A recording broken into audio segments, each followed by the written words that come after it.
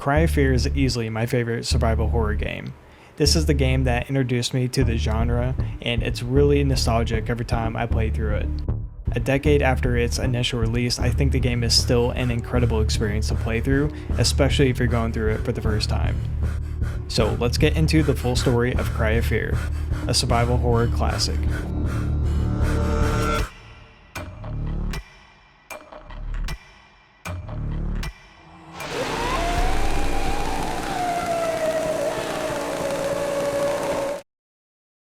If I had to sum up Cry of Fear's overall theme into one word, I would say it's alone. These are the first words that we hear from Simon, the game's protagonist. I've always felt alone. My whole life. For as long as I can remember. After the opening statement by Simon, we go into a cutscene where we see Simon alone on a train at night. The scenery, along with this really reverby piano playing in the background, it just gives this overwhelming feeling of aloneness, maybe even helplessness. Maybe I'm reading into it too much, but I just love this overall sequence, and I think it's so effective at setting the tone for what this character and you as the player are about to go through in this game. After the opening cutscene, we see Simon walking alone on a street. He comes up to a street corner and sees an injured man on the ground asking for help. He runs to aid the person and asks what happened. But then a vehicle nearby comes crashing in and strikes Simon. We are then transported to a new area where we finally have control of Simon. He's equipped with only a camera, and you advance through various rooms by taking pictures of the axes on the walls and on the floor. In this area, there aren't any enemies, and it's a pretty kind of safe feeling area until you finally get to this. The first of many jump scares throughout the game. This game definitely relies on jump scares quite a bit, but it doesn't just rely on the jump scares for the scare factor. It's everything about the game. It sets the tone and sets this horrifying, anxiety-inducing atmosphere, and the jump scares are just another element of that. This tutorial area is just another example of how the game sets the tone for what you're about to go through. If you're ever feeling safe, if you ever think that you're not in any type of danger, guess again, because there's going to be something right around the corner. Simon wakes up on a random street and just wants to get home. He's equipped with a cell phone, which is mostly used as a flashlight. He's also equipped with a knife, which will be your first weapon that you have in the game. And then he also has a notepad. The notepad is useful for a lot of the different puzzles and lock codes that you'll find throughout the game. When exploring the area, Simon finds a door with a 4-digit lock on it, so he needs to go find that combination somewhere. While exploring the area, Simon wanders into what looks to be a bar and finds a computer that needs a password and a username. In the nearby area, he finds both of those on pieces of paper lying on the ground and goes to the computer and unlocks it. With the computer now unlocked, Simon finds the 4-digit code needed for the locked door in the previous area. Simon unlocks the door using the 4-digit code and moves into a new area. He reaches a locked door but then gets a really weird text.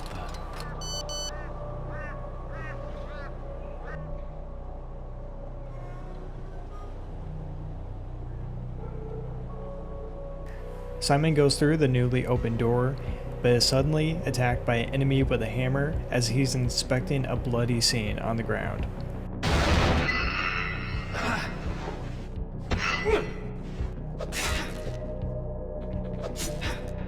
What the hell? Who was he?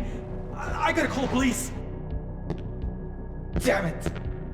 No signal. Simon begins to work his way through the surrounding areas while having to fight for his life.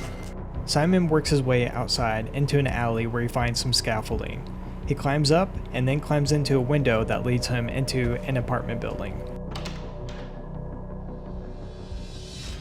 Inside the apartment building, Simon finds a note on the ground, and it's the first of several notes that you'll find throughout the building, and it's from, let's call it a serial killer or a serial kidnapper. These notes go into detail about how that person operated. I think this apartment building is a lot of fun because there's a lot of different enemies. You get your first gun here, you get ammo. You're also really rewarded if you check all the rooms and check all the corners, because then you'll get a lot of healing as well. In one of the apartments, you find a room where the serial killer who is writing those notes that you found has taken pictures and documented his killings. The window breaks and the key is thrown inside on the floor. This is a key that you can pick up and use to unlock an apartment across the hall. After getting ambushed by a couple enemies inside, Simon finds a handgun from a dead body hanging from the ceiling. This is the first gun that you get in the game, and it will be really important to use these effectively while also being very efficient with your ammo, because ammo is very limited in this game. Simon finds an elevator that's locked, and hopefully this elevator would lead him outside of the building. While searching around, he finds a VHS tape that he's able to plug into a nearby TV, and on the videotape he finds the 4-digit code needed to unlock the elevator.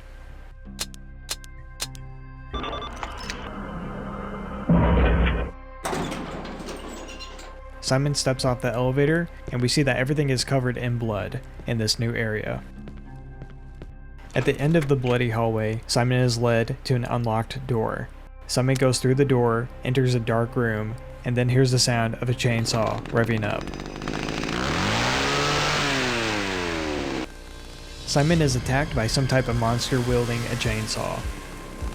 We're now in the first boss fight of the game, and what you have to do to beat this guy is just damage him. It's obviously going to be a lot easier if you have a gun and you've done a good job of conserving your ammo. Once he takes enough damage, he'll go down on a knee, and then there will be a spot on his back that you can hit him for a DPS phase. After a little bit, he'll get back up, and then you just repeat the process. After killing the boss, Simon passes out and then wakes up in a new area once again. There's a doctor nearby who he talks to briefly. The doctor says that he doesn't trust Simon and doesn't know if he's real, and then he quickly flees into a nearby door. Simon pushes forward while fighting groups of enemies in the nearby streets and alleyways, and he finds a magazine on the ground with a phone number on it. He calls a phone number, and a crypted voice on the phone gives him the 4-digit code needed to unlock a nearby door. Simon unlocks a door and then travels through a handful of underground areas that lead him to a mine, and then he eventually finds a shotgun and a lighter. The lighter will be used in this area here to burn the rope that is currently locking the door that you see across the room. Simon goes into the room that he just unlocked and got a key which will unlock another door, which will finally allow him to escape the mine. Simon escapes the mine and is led into another room where he finds the doctor that he spoke with a couple minutes ago. The doctor sees Simon and quickly flees, leaving Simon to defend himself against a huge monster. We're now in another boss fight. You're stuck in this room with this large monster that has a melee weapon, and he will slowly walk after you. This room has 4 valves, and what you'll have to do is interact with each valve and turn it until the valve automatically stops. Once that valve is done, then you'll move on to the other one. Once all 4 valves have been turned and stopped, you'll hop on this platform at the base of the crucifix, and then the monster will get electrocuted. Do this whole process a couple times, and then that will kill the monster, allowing you to escape the room. In the previous cutscene, the monster ingested a key that was for one of the locked doors in the room. However, there's another unlocked door. So Simon will explore the area around and find a way to cut open the monster to get the key that it ingested. A couple rooms over, Simon finds a saw which he can use to cut open the monster and get the key. Simon escapes the room and then finds himself in a hallway that's covered in blood.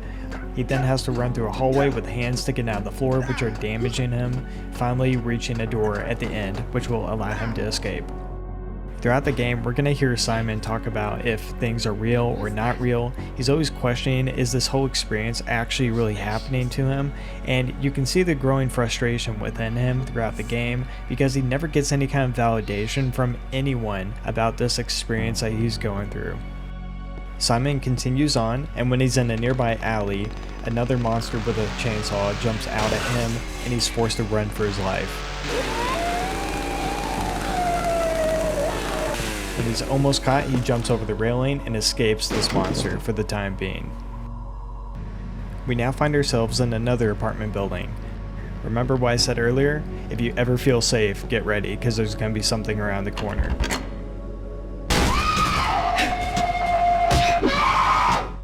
This area has my favorite jump scare of the whole game. You have a couple different apartments that you go in and find some loot, and I think there's 2 in a row to where you go in and there aren't any enemies and you find loot. So the game lulls you into kind of feeling safe until you go to leave out the door that you just came in.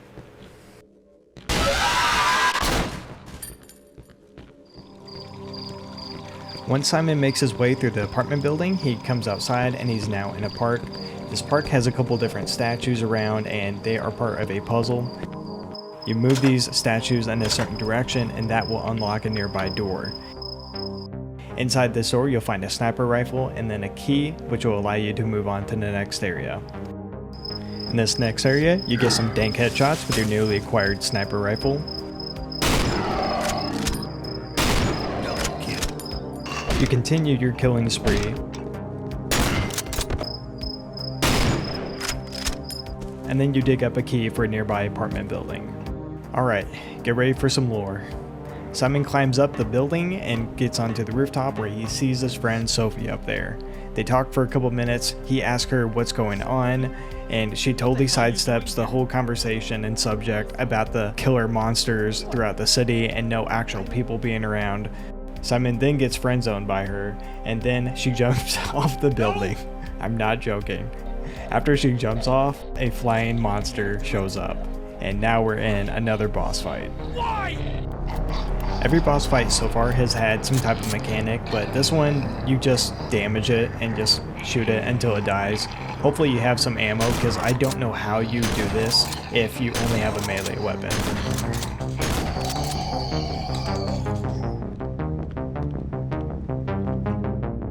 Next to Sophie's body, we find a keycard, which will give us access to a new area.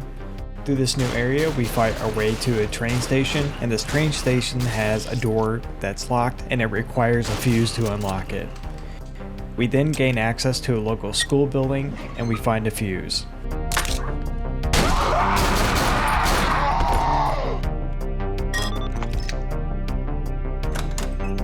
Inside the subway station, we flip a switch, which unlocks a door, and inside that door, we flip another switch, which activates a train and allows it to clear the path for us to move on.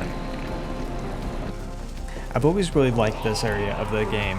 Our cell phone dies in game, so we can't use it as a flashlight, so we're forced to use these flares. The red lighting really kind of adds to the claustrophobic feeling of these tunnels, and it's just a cool little section, I think. Simon emerges from the tunnels and arrives at a new subway station. Here he finds a door that requires 2 fuses this time, and next to it he finds a new cell phone battery, so we can now use our cell phone again. Simon heads outside to look for the fuses. He finds a bus that has a rifle and then a really tall enemy that he kills, and then pushes onward. Simon is able to unlock a shortcut, which allows him to go back to his previous train station and get the fuse that he used to unlock that door. Simon continues his search and finds a ladder, which he can use to climb inside a nearby apartment building. This apartment building is the same one as the very first big apartment area that we went into. And then we see this bloody door that we saw earlier as well. Earlier it had caution tape across it, but now the tape is cut and we're able to access that apartment. Inside the apartment, Simon climbs down a ladder, which leads to a tunnel. While walking in the tunnel, we hear a voice speaking about someone who's basically having mental health issues. One of the issues mentioned is hallucinations. Simon opens a door at the end of the tunnel, and we are now in another boss encounter. This boss is kind of different. I guess the head technically is a boss, but really it's just a bunch of ads that spawn. You can just run around, and especially if you have ammo, it's relatively easy. Run around, kite them, and then just shoot them till they're dead.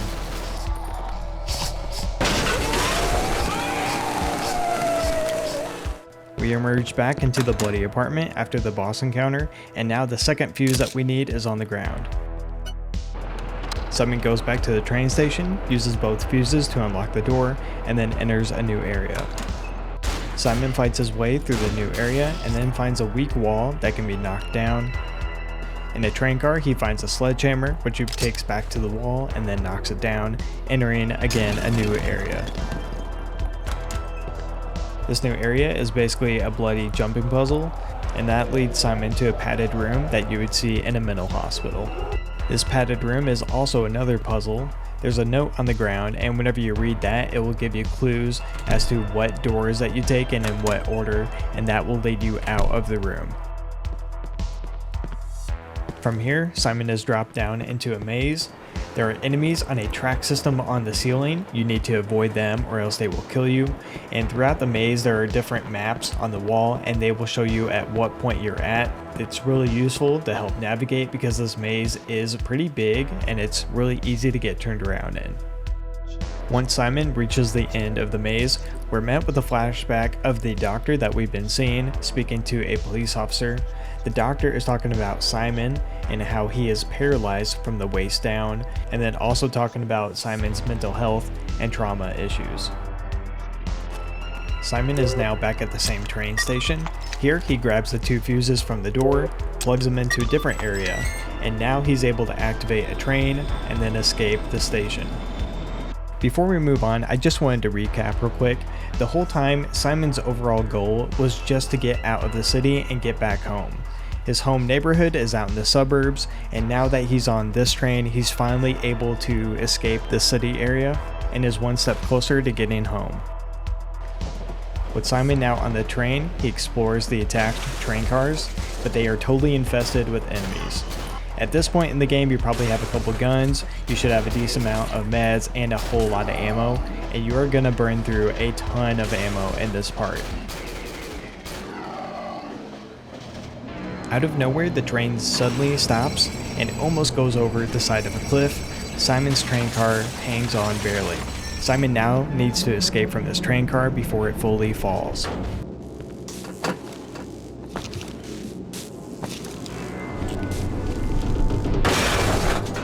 After escaping from the train car, Simon realizes that he can't find his bag and his entire inventory is totally gone. So now he has to set off into the darkness, totally unequipped. Simon sees a light over in the woods, so he heads in that direction. Here he finds a lantern that he can use for a light source, then he finds a tree branch that he can use for a melee weapon. Further into the woods, Simon finds a doorknob on the ground. The second that he picks it up, he hears a chainsaw revving up, and then someone begins chasing him.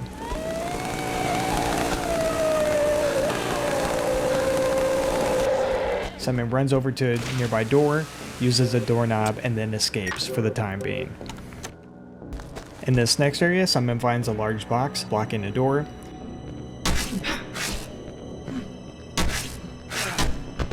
Then he finds some scissors, cuts the rope that drops an object onto the box, and then he can move on to the next area. Get ready for some jump scares in this next area. It gets you the first like 1 or 2 times, but then after that it's just really annoying.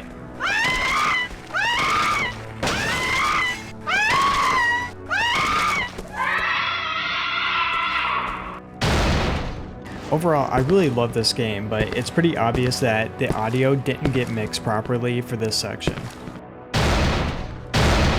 And I could say the exact same thing for this next section. Incredibly loud once again. It's like 10 decibels way too loud, and the only thing you have to do is just don't fall. I don't know, it's one of my least favorite parts of the game, and I just kind of want to get through it. I feel like this guy after going through these past 2 areas. Just before my ears start to bleed, we escape from the tunnels, and then we follow a sidewalk which leads us to a gate. Here at the gate we see the doctor from earlier go through. We follow him through, and then we arrive at an insane asylum. Inside, the walls are covered in graffiti and there's no power on, and there's also no one in sight. Obviously this asylum is no longer in commission. The staircase leading upstairs is currently blocked, so Simon heads into the basement and tries to find a way to unblock the stairs. Simon finds a mechanical device and is able to turn it on. Now the gate going upstairs is now lifted and he can move on to the second floor. Before heading back upstairs, Simon explores the rest of the basement. Here he kills a handful of enemies, he finds some guns, ammo, and some syringes for healing. All of these supplies are going to be useful for clearing out the rest of the insane asylum. Moving upstairs, Simon finds the doctor, but he's locked himself behind some iron bars. The doctor says that he wants to help Simon and he will let Simon through the gate if Simon goes back down to the basement and finds a gun for him. Simon heads down to the basement, finds the gun, and then brings it back upstairs to the doctor. Once we get back to the doctor, we have a choice to give him the gun or not. I decided to give him the gun. He then throws the key through the gate, and then he shoots Simon in the shoulder. You crazy bastard! I'll kill you! Alright, the next couple minutes there's going to be a lot to happen, so buckle up. Through the gate, Simon finds a room that has a telescope, a dial phone, and then also a door key. The doctor has locked himself in a room and we're unable to get to him. Simon uses the key and unlocks a door. Inside he finds half of a stone plate. The stone plate has Roman numerals on it. A couple rooms over he finds another half of the stone plate, also containing Roman numerals. He combines both plates and the numbers make up a phone number. He goes back to that same room with the telescope and the dial phone. He dials in the phone number. After that, a room across the courtyard outside where the telescope is pointing, a light turns on and someone holds up a sign. We look through the telescope and we can see the sign has a 4-digit code on it. This 4-digit code will unlock the door that leads to the building's attic. Once we're inside the attic, we have a boss fight against the doctor finally. You have a gun battle and you can use cover to your advantage. I just hold an angle, wait for him to pop out, and then you can get some easy headshots on him. Really the only tricky thing about this boss fight is there are going to be ads that spawn in to your side occasionally, and they have guns as well, so they can kill you pretty quickly and you have to watch out for them. Overall, I think it's a pretty fun boss fight though.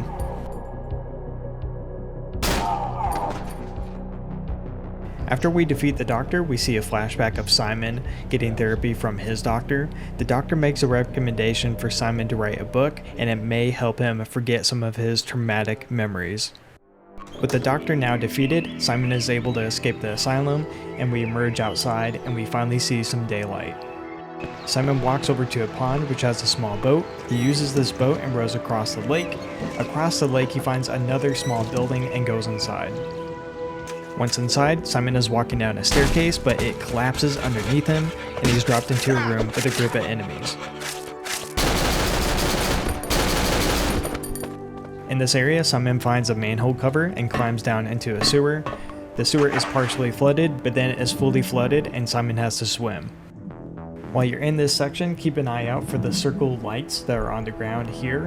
Whenever you see those, you go directly up, and then there will be a pocket where Simon can get air. Simon explores the sewer system and then eventually finds a key on the ground. But once he picks it up, he has to run for his life and go back into the water for safety.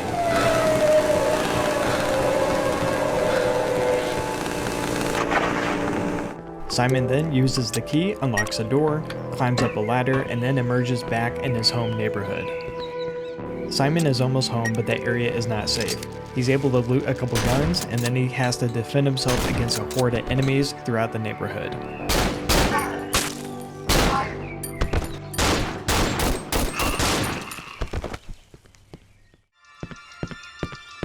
After a long, horrific journey, Simon finally arrives home. Mom! Where are you? Upstairs, Simon finds a book, and that triggers a cutscene.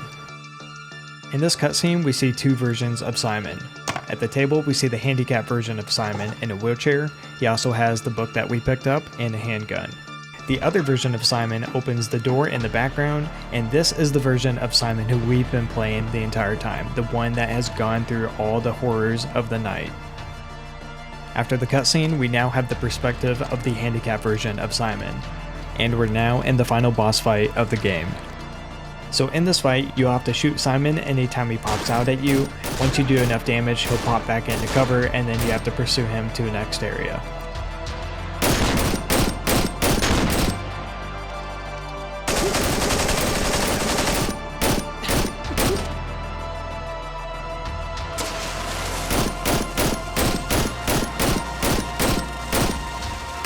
with that, we have finally beaten Cry of Fear. This game does have a couple different endings. There's a couple decisions that you make in the game that will affect what ending that you have. Like this boss here, you could either kill him or you could just walk away from the encounter. Also, whether or not you choose to give the doctor the gun back at the asylum, that will also affect what ending that you get. I'm not going to cover every ending to the game, but I will go over the one that I got, and here's the summary of that ending. The boss fight that we just had against Simon didn't actually happen. In reality, Simon had a psychosis and killed 2 police officers who were doing a wellness check on him. He wasn't sentenced to murder, but he was sentenced to spend the rest of his life in a mental hospital. All the events in the game are actually happening in the book that Simon has been writing. In an earlier cutscene, we see Simon's doctor give him advice about writing a book, thinking it would help him deal with his traumatic memories. Sophie gets to visit Simon every once in a while. Even though Simon's doctors don't think that it's helpful, they actually think that it kind of hurts his progress and prevents him from being able to move on from his trauma. Overall, it's a pretty bittersweet ending, but all the other endings are way more negative. The other endings involve Simon killing her, killing himself, killing his doctor, and combinations of those. If you made it this far into the video, I appreciate you for watching. Leaving a like, a comment, or even sub to the channel. Any kind of interaction, especially with this being a new channel, would be really appreciated. This has been the complete story of Cry of Fear, a survival horror classic.